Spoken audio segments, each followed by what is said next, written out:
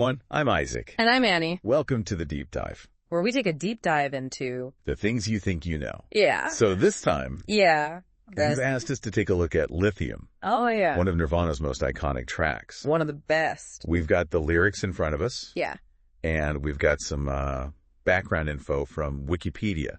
So we'll be pulling from those to kind of get into what makes this song tick. All right, let's jump right in. Let's set the scene Okay. by actually hearing those lyrics. Yeah, let's do it. Okay, so pay attention to how the emotions kind of shift throughout the song. Yeah. And that I'm not going to crack line Yeah, how that keeps coming back. keeps popping up. Uh-huh. Okay, here we go.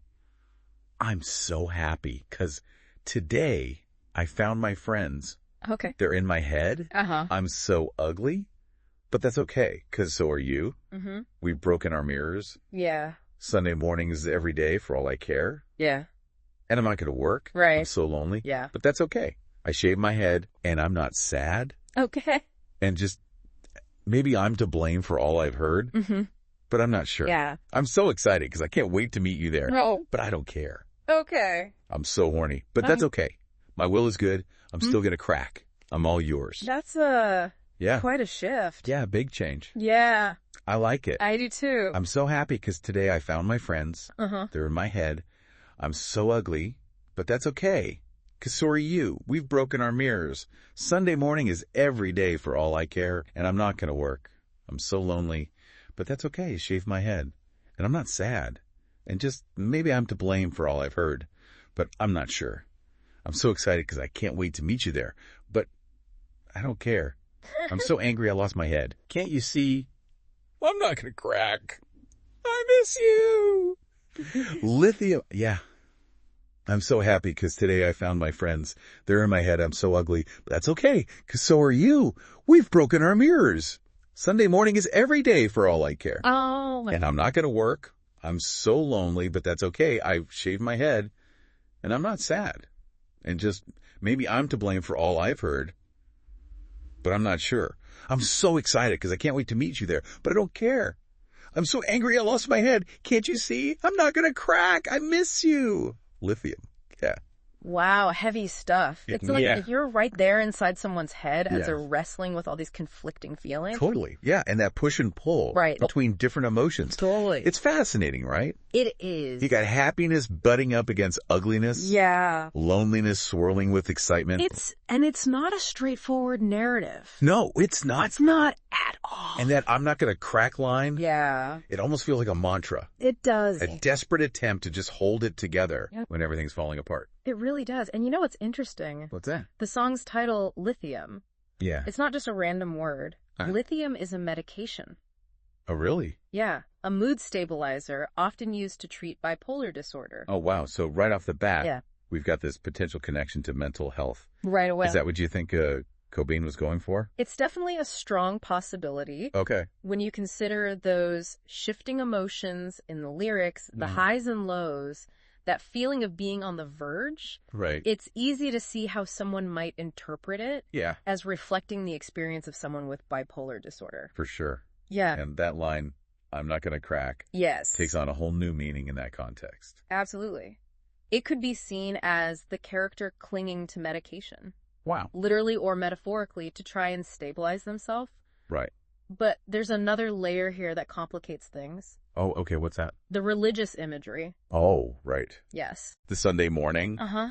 lighting candles, finding God, that kind of stuff. Yes, exactly. It feels almost at odds It does. with the mental health interpretation, doesn't it? It does on this surface, but digging a little deeper, Okay. Kurt Cobain himself described Lithium Mm-hmm. as a fictional account of a man who turns to religion Okay. after a loss to avoid suicide. Really? Yes. So it's like he's grasping for anything to keep him afloat. Wow. So religion becomes another form of lithium in a sense. Exactly. Something to numb the pain. Exactly. And it plays into this whole idea of religion Okay. as the opiate of the masses. Right. It can be a source of comfort, Yeah. a way to find meaning and community, Sure. but it can also be a way to avoid facing difficult emotions. So it's like both lithium, the drug, and religion offer that same promise. Yes. That feeling of, I'm not going to crack. I think that's a great insight. They Yeah. both offer a potential escape from inner turmoil. Yeah, although Cobain wasn't exactly known for straightforward endorsements of religion. That's true. I mean, if we're talking about escape, Yeah. wouldn't that "I'm not gonna crack" line also point to just sheer willpower, just gutting it out? Absolutely. It seems like there are so many ways to read this song. Oh, definitely. Yeah. And I think that ambiguity is part of what makes it so compelling. Right. Cobain wasn't offering easy answers or Yeah. solutions. Right. He was presenting these raw, Yeah. conflicting emotions Uh-huh. and letting the listener grapple with them. It's not a feel-good anthem. No. It's more like a mirror Yes. reflecting those messy, Yes. difficult parts of being human. And that's where its power lies, I think. Yeah, I totally agree. And, something we haven't touched on yet What's that? is how the music itself Oh, yeah. mirrors those emotional shifts. Yes. The Wikipedia article describes Lithium as having these quiet verses Yes. and then these loud, explosive choruses. Mm-hmm. Doesn't that feel connected to what we're seeing in the lyrics? You know what? I'm glad you brought that up because that was something that jumped out at me too. Totally. It's like Cobain was using the music Yeah. to actually embody those emotional swings. Totally. It's not just the words, it's Yeah. the whole sonic experience. For sure. It's like those quiet verses. Yes. They're almost hushed, introspective, Uh-huh. like someone whispering their anxieties. All right. Then, bam, the chorus explodes. Yes. And it's like that sudden rush of energy, that feeling of losing control. It's like the music is literally enacting the I'm not gonna crack struggle.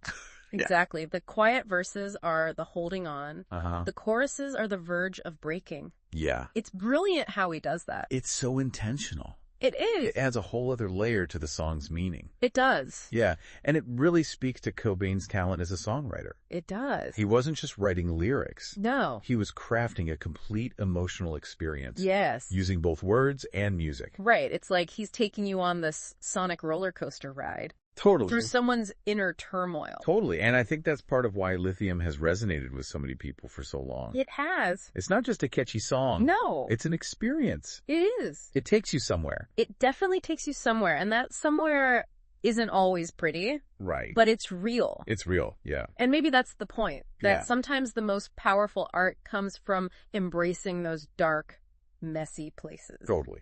I agree. And it makes you wonder, Does. where does that leave the listener? Yeah, where does that leave us? Is Lithium a song about finding solace, Right. a way to cope? Yeah. Or is it more of a cry for help disguised as a rock anthem? That's a great question. Yeah. And one that I think we'll need to explore further. Totally. But for now, Yeah. let's take a quick break Okay. and come back to unpack the story behind how the song came to be. Sounds good to me. Okay, we'll be right back after a word from our sponsor. All right. Welcome back to the Deep Dive. We've been digging into the emotional depths of Lithium, unpacking those complex lyrics and that feeling of being on the edge that Cobain captures so well. We talked about how the song's title itself hints at a possible connection to mental health, the ambiguity of the religious imagery, and the way the music itself mirrors those emotional swings. Now let's shift gears a bit and talk about the journey of this song. Okay.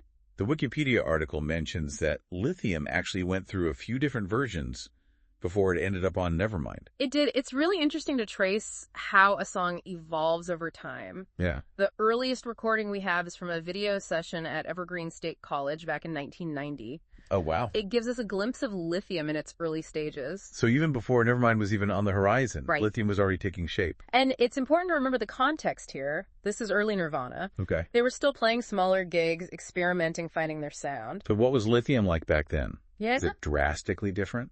it definitely had that signature quiet, loud dynamic, Okay. but it was rawer, less polished. More punk rock. Yeah, you could Right. say that. The Okay. lyrics were different too, but you can already hear those core themes emerging. The emotional volatility, that feeling of being on the verge, Yeah. the searching for something to hold on to. So even in its rawest form, Lithium had that same intensity, that same emotional weight. Absolutely, and it was already making an impact. Okay. The Wikipedia article mentions that Kim Thale from Soundgarden heard an early version and was immediately convinced it was a hit. Wow, that's high praise, especially coming from another grunge icon. Right, it speaks to how powerful Lithium was even in its early stages. So what happened next? Did they keep working on it? They did. In fact, Lithium was actually recorded again in April of 1990. Oh, wow. This time with Butch Vig, who would later go on to produce Nevermind. Oh, wow. So they had a chance to refine it Yeah. before those legendary Nevermind sessions. They did, but things weren't exactly smooth sailing. The article mentions that the band, particularly the drummer at the time, Chad Channing, had trouble nailing the tempo. They just couldn't quite capture the feel they were going for. So maybe these early sessions were more like trial runs. Yeah. A chance to work out the kinks. Exactly, and it's a good thing they did, because when they finally went into the studio to record Lithium for Nevermind in May 1991, Okay. they had a new drummer on board, Who's that? Dave Grohl. The game changer. Right, and according to Butch, Vig Grohl was exactly what Lithium needed. Okay. He brought this incredible power and precision to the song. It's amazing how one person can make such a difference. It really is, and I think Grohl's drumming style was the perfect complement to those dynamic shifts in Lithium. Yeah. He could be explosive in the choruses, but also subtle and nuanced in the verses. Right. It created this perfect balance. So with Grohl behind the kit, Lithium finally found its true form. It did, but even with Grohl on board recording, Lithium wasn't without its challenges. The article mentions that Butch Vig had a tough time capturing both the quiet intensity of the verses and the explosive energy of the choruses in the recording. That makes sense. Achieving that kind of sonic balance must have been tricky. It was, but Vig is a master of his craft. Yeah. He experimented with different microphones, amps, recording techniques, all to try and create that sonic contrast, that sense of space and intimacy in the verses that explodes outward in the choruses. So it was a real collaborative effort. Yeah. Between the band and the producer to bring Lithium to life. Absolutely, and the result is this sonic masterpiece that perfectly captures the emotional roller coaster of the lyrics. And then in July 1982, Lithium was released as the third single from Nevermind. Yeah. And as they say, the rest is history. Yes. But I'm curious, what do you think it was about this song that resonated so deeply with people? Yeah. Why did it become such a massive hit? That's a great question. I think a few things were at play here. No? Firstly, the timing was perfect. This was the early 90s, grunge was exploding, and Nirvana was at the forefront of it all. They were the voice of a generation, right? Exactly, and Lithium perfectly encapsulated the angst, the alienation, the disillusionment that many young people were feeling at the time. Right. It felt raw, honest, and real in a way that a lot of other music just wasn't. It was like an antidote to all that overproduced pop music that was dominating the charts. Right. Lithium offered something different, something authentic that people were craving. Yeah. And it's important to remember that this was also a time of significant social and political change. The Cold War was ending. The Berlin Wall had fallen. There was this sense of both optimism and uncertainty about the future. It feels like Lithium, with all its emotional weight, offered a way to process those complex feelings that were swirling around at the time. I think you're right. It was a form of catharsis for a lot of people. Yeah. And let's not forget the music video. Yeah. It was this raw, energetic montage of live footage that perfectly captured Nirvana's onstage presence, particularly Kurt Cobain's charisma. The video definitely played a huge role in the song's success. It did. It was on MTV, constantly exposing Nirvana to a whole new audience. And it cemented their image as these anti-rock stars, these guys who are just being themselves, no pretense, no fancy production, just pure raw energy. It was a breath of fresh air in a music scene that was starting to feel a bit stale and formulaic. Exactly. And I think that's ultimately what makes Lithium so enduring. It's a song that transcends time and genre. It speaks to something universal about the human experience. Okay. The struggle to cope with pain, to find meaning in a world that can feel chaotic and overwhelming. And it does it with such raw honesty and emotional power. And even though it's been over 3 decades since its release, Lithium still feels relevant and powerful today. It does. It continues to connect with new generations of listeners who find solace and strength in its message. It's a real testament to the song's lasting legacy and the enduring power of Nirvana's music. Now in our final part, we'll delve into the broader legacy of Lithium, its impact on music, and why it continues to resonate with audiences even today. We'll explore its influence on other artists and its place in the cultural landscape. We'll also leave you with some final thoughts to ponder as you continue to listen to and appreciate this iconic song. Welcome back to The Deep Dive. We've spent this episode really getting to grips with Lithium by Nirvana. Yeah. Exploring those heavy lyrics, this song's evolution from those early demos, and how it exploded onto the scene in the 90s. Absolutely. We've uncovered a lot. We have. But now I'm curious. Yeah. What do you think makes Lithium still relevant today? Oh, that's a good question. This isn't just nostalgia. Right. It feels like it still has something to say. Yeah. You know, I think it goes back to that idea of universality. We keep coming back. Yeah. Lithium isn't just a song about one person's struggles. Right. Though Cobain's own experiences are definitely woven in there. For sure. There's something bigger at play. Right. There is. It's exactly. Those feelings of alienation, struggling with intense emotions, the need to find something to believe in, those are human experiences that resonate across generations. Yeah, they're timeless almost. Timeless, yeah. And Lithium captures it all with this raw honesty that just cuts through. It does. It's like when you hear it, you realize you're not alone in feeling that way. Especially in a world that can feel so isolating sometimes. Yeah. Having that kind of connection through music is powerful. It's so powerful. It becomes this anthem for getting through the tough stuff, for finding the strength to keep going. It does. But Lithium didn't just impact listeners. No. It had a huge ripple effect on the music industry, too. You're right. It helped solidify grunge as a major force, showing that raw, authentic music could break through to the mainstream. Before Nirvana, I don't think a song like Lithium, with its quiet, loud dynamics and those unconventional lyrics, would have gotten much radio play. No, it was too different, too edgy for what was popular back then. But Nirvana changed the game. They proved that audiences were hungry for something real, something that reflected their own experiences. And Lithium became this blueprint for so many bands that followed. Totally. You can hear its influence everywhere in alternative rock. It's like they opened the door for a whole wave of artists to be genuine and raw in their music. Absolutely. It's not just music either. Oh, yeah. Lithium has become a cultural touchstone referenced in movies, TV shows.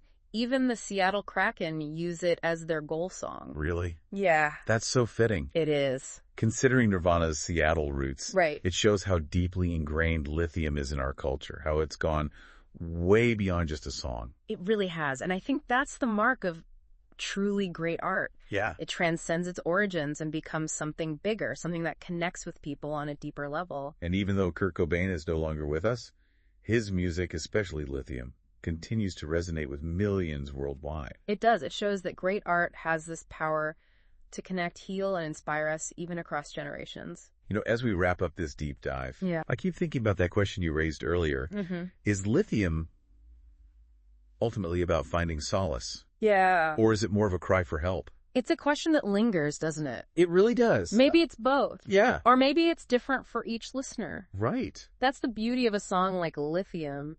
It invites you to find your own meaning. Absolutely. It's a song that keeps giving you. Yeah. The more you listen and think about it. Yeah.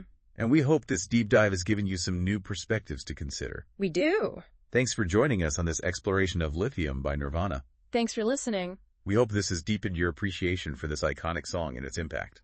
And as always, please hit the like button and subscribe to the channel. Yes. The podcast's sponsor is in the description below, so go and check them out. Please do. Thanks.